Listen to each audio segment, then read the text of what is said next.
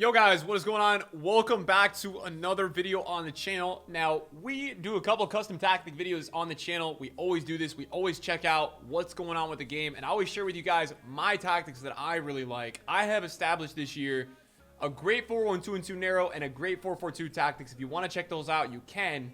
But something today that caught my attention in this last weekend and this week or so of just playing this game is that everybody's using 5 at the back. Every single person I'm playing in FUT Champs is using 5 at the back, in division rivals using 5 at the back, and I want to take a look at it with you guys and talk to you guys about why it is so good and what it can offer you guys, what you guys can do with the formation, what you guys can really work around with it in this post-patch scenario, and really just talk to you guys about why so many people are doing it. Now guys, also, if you enjoyed the video today, toss a thumbs up and let me know. I can do another tactics video this week for you guys because I had been playing with a formation that is great to be dropped back and this real meta, this 5-back meta. So if you guys want that, toss a thumbs up on this video.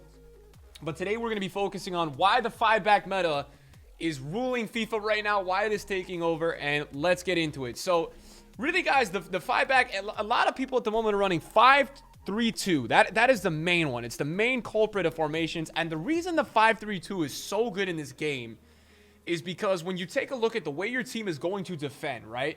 You are going to have a CDM right in front of a center back. And what that means is that in this game, a lot of the way that people play this game is they try to find isolation angles in the middle. It is pretty boring FIFA, right? If you look at the top tier players, they will try to get you out wide, and then they'll try to bring you inside, and they'll try to beat you with the one-on-one at the top of the box. That's really what they do. But the reason that this formation is so good at the 5-3-2 level is because what you can do with this formation is you can stay back on your CDM right here. Let's say it's Bruno Fernandes or Frankie de Jong, and the center back plays a little bit more in front of the other two center backs.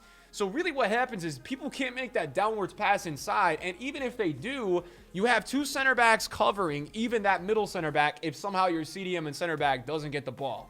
So this 5-back is crazy because the way that you can play this 5-back is you can play this thing like a savage. You can move your whole team forward, and as long as you keep that kind of back forward angle, it's going to work, right? And what I mean by that is that you can put your left wing back, your right wing back, your two center mids on going forward. But if you keep that one central CDM on stay back and you have the 3 center backs, it's going to be really hard to get beat, and you're still going to be able to send 6 players forward. So that's why this is a really, really impactful and game-changing meta right now, because of the ability for you to play so attacking but also so defensive, right? And what makes this formation extremely possible this year, sadly, is the defensive AI in this game. The defensive AI in FIFA is so broken this year that if you can learn how to somewhat manual defend, you can be an amazing FIFA player this year. And that's why you're seeing a lot of these players that are using 5 at the back right now are finishing in top tier elite finishes and doing this type of thing on this game, right? Because their tactics are just so much better than other players that people don't really know how to adjust to it.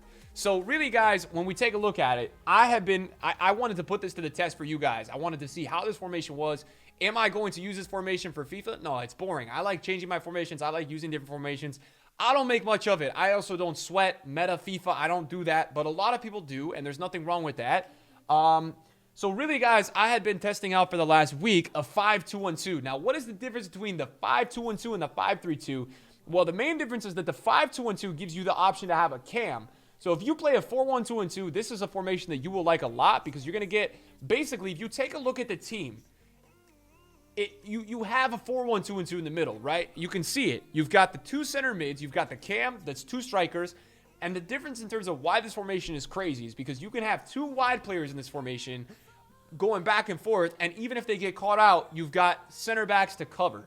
You've got center backs to cover. So that's why this 5-back right now is crazy, and that's why everybody's using it, because you've got so much coverage, even playing a super attacking play style, that it just makes it incredibly overpowered. And that's why the pros, that's why a lot of players are messing around with this formation right now, because you've just got so many abilities to attack and you've got so many abilities to defend. So there's a lot of that going on, and that's why it is so good at the moment, right? So really what I recommend playing with this formation, and the most meta, is probably playing a balanced and a balanced, right? That way your team is not doing too much, you're not going overboard with attacking, you're not going too crazy. But in my experience, if you want to go up and press a bit more, that is something that is really good to do in this formation. Now, I've been playing press after possession loss in this formation, and I'll show you guys a couple examples of it we will have gameplay with this formation, guys, at the end of the video, and we'll talk through it so you guys can see exactly what's going on in this formation and what really works and why things work, because it's important. You can't just talk about custom tactics and not show people why things are working and why it is so good. But you'll see with this tactic, the 7 depth enables my team to get forward a lot more. Because you've still got such a compact back line in this formation, you can play high depth. You could probably play 8 or 9 or 10 depth, and you could probably pressure and you'll be okay. Now, the narrative behind this formation is that it's a really defensive formation and that FIFA right now is the worst meta it's been in. I don't love the meta. I don't like the 5-back. I definitely don't. My ideal meta is tiki-taka passing. Passing should be the meta, not these crazy skill moves. It should be final third passing. It should be very little AI assistance. It should be formations that are attacking, not focused on defending. While I think that a lot of people are putting this narrative behind the 5-back being super defensive, I think it depends on how you play your 5-back, right? As you guys can see in my team, I've got a Cristiano Ronaldo playing left back. I've got a Juan Cuadrado playing right back, right? These are two players that are physical. Well, Ronaldo's a physical player. Cuadrado's a little bit defensive player, but Cuadrado goes forward a lot. He's got the 5-star skills. Really, the fun way to play this formation, and then I'll say this, in my last week or two of playing games in the 2400 rivals ranking, sorry, the 2200 rivals ranking, and you know, some of these FUT Champs games against good players, these games have been 4-2, 5-3, 5-4, 4-3. Pre-patch, I was having 1-0, 0-0 games, right? And I will say this, the meta sucks, and it's not a great FIFA right now, but I think in a way, all we want as FIFA players is to have a game that's more rewarding and more attacking. And I think that the way that a lot of people are playing their 5-back is a little bit more attacking than the 4-2-3-1, everybody come back on defense, right? So what is great about this formation is that if you can use 2 center backs that have decent pace / fullbacks, because the meta is to have fullbacks this year at center back, that works really well. You got to use a center back like Boateng that's a bully, Van Dijk, Varane. These guys are players that would work right there. And then on your fullbacks, you can do whatever the hell you want. I've seen players using wingers with good passing. I've seen people using high-tier attackers like Ronaldo, strong players, physical players, and then you probably want to have like a box-to-box guy that can also defend. Cuadrado's that way, but he's a little bit weak, right? And then in terms of the midfield, and let me set up my 5-2-1-2. The midfield should be composed of two guys that can go box-to-box. De Jong's a little bit more defensive. Bruno is unleashed. Now, I personally don't put stay back on either of my CDMs. Now, I also put cover wing. I leave that on as well because I want these guys to go out. And you'll see this, right? When Cuadrado or Ronaldo goes forward a lot, what will happen is the center mid will actually, because he's on the cover wing instruction, he will actually go in and cover at times that wing that needs to be fulfilled. Then also we've got a Cam here who I actually have on stay forward. So that tactic was not updated. And also on my fullbacks, because I just changed the formation, I had join the attack on both of them. I would probably recommend only doing that on one. But what's going to happen is that when you have the ball with your Cam in a final third position, you're going to have the ability to have a fullback pushing up and then distracting the opponent's AI on the wing. And that's why this is working so well, this 5-2-1-2. So this is really the tactics that I play. Those are the types of players that I would use in each position. Obviously for the strikers and all that stuff, that's all very normal. And then obviously for anybody asking, I'm subbing off Van der Beek and I'm putting in Neymar. So this is really the formation that a lot of pros are rocking right now. It's a big formation in terms of why this is why the game is being taken over by the 5-back right now, because it offers you so much flexibility in game. It stretches your opponents wide and it lets you play in the narrow as well. So that's why it is so good. And I think if you're wanting to give this formation a test, the 5-3-2 is good. If you use the 4-4-2, it'll be a quicker adaptation. If you use the 4-1-2-2 or anything with narrow passing, the 5-2-1-2 will be better. So we're going to get into some gameplay now, guys. I'm going to give you guys a little bit of a breakdown of what this formation looks like and how you guys, I'm going to give you that visualization that a lot of you guys need. We're going to talk over it. So let's get into it. All right, guys. So we are back and we have some gameplay to go over with you guys. So we're in our 5-2-1-2 pressure after possession loss, 7 depth tactics. And right there, you saw a clip where we got beat through 2 center backs, but because we have that third center back who's quick, he's still there. And we're going to have a mix of defensive clips, guys, and then breakout clips, because I want you guys to see, like right here, when we aggressively win the ball, how many players this formation gives us going forward. I mean, we had 4 runners there completely going. And this is how the buildup at the back looks like. So you're going to have the ball with your central center back a lot. You're going to distribute it to the center mid, then go out wide or up top. And then right here, he takes the ball away from us. But I want you guys to see, even though we didn't have many defenders, we had 3 center backs there. We had enough players just ready to go. I mean, that's Cristiano Ronaldo there. And then here you go, right? The build-up and the formation gives you the wide players to stretch out the opponent. And right there, he thought we were going to go inside. So you know what we do? Because we have Cuadrado enjoying the attack, we let Cuadrado go forward. We let Cuadrado run up there. You guys can see 1, 2, 3, 4 runners in the box now. He's got 4 defenders in the box. It's a 44 scenario. And, you know, we don't make too much out of that, but we had an opportunity. So here's another example of a counter. And there you guys can see Boateng is tracking the run. And then this is why the pressure after possession loss, in my opinion, is so good to play.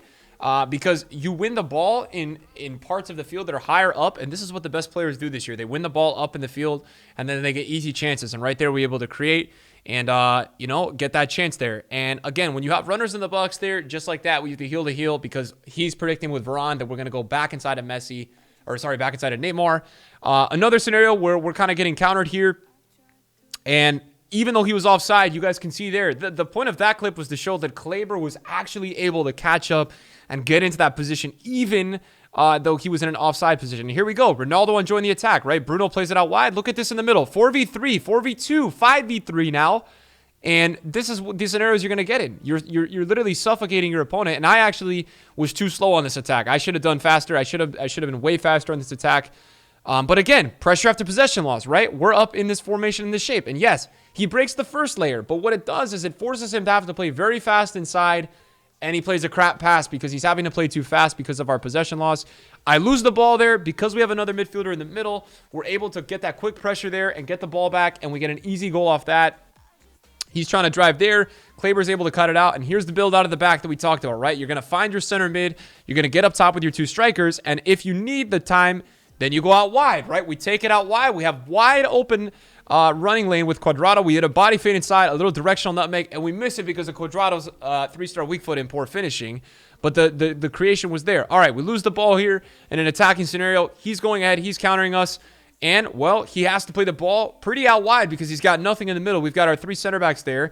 And then now our whole defense is coming back. You guys can see. We don't have comeback on any of the guys, but we're able to get the players in the positions, and it's just tough to break down, right? Like, where does he go from here? He goes nowhere. We've got 2 center backs that are insane in terms of Prime Cannavaro and Jerome Boateng, literally right next to each other. There's nowhere for this guy to go. Right there, he had literally nowhere to go, and now we're breaking again, right? And I want to show you guys how this formation is. It's not a super defensive formation if you play it like this, right? I know some people aren't playing it like this, but you guys can see, like, the shot creation that we're getting, the possession, because of the pressure of the possession loss that we're getting, the possessions we're getting going forward. I'm averaging 10 to 12 shots a game playing with these tactics, right? It's a really good way to quickly get out and run on the break against your opponent before he can set up in any sort of drop back, right? Here we go. We're letting our CDM keep rolling. We fake the pass to De Jong. We're going to Bruno. Little shot fake to create the space. Neymar's going to make the run. A little directional nutmeg that was not needed there. But again, I want to show you guys the positions of what happens when you lose the ball, right? Pressure at the possession loss, ball roll to get the space, another ball roll, and then we find Paulo Dybala for a near post shot on his favorite left foot. Ronaldo is our left back here. We're going to push it up with him. We go back to him again, and we're going to try to keep utilizing the wing here because I'm going to try to get him to come out wide. We're going to cut inside here. We're going to play a little chip pass to Messi. Messi scuffs that shot. It was a weird animation, but again, you guys can see the constant attacking is there, right? 50th minute, we're still pressing, and we're knocking on the door for another goal, right? Ronaldo there's a left back doing the job. This is why players with high physical and high pace can do the job there. And it's why he's playing left back, because he can do the job at left back. Frankie de Jong, right? Aggressive defending.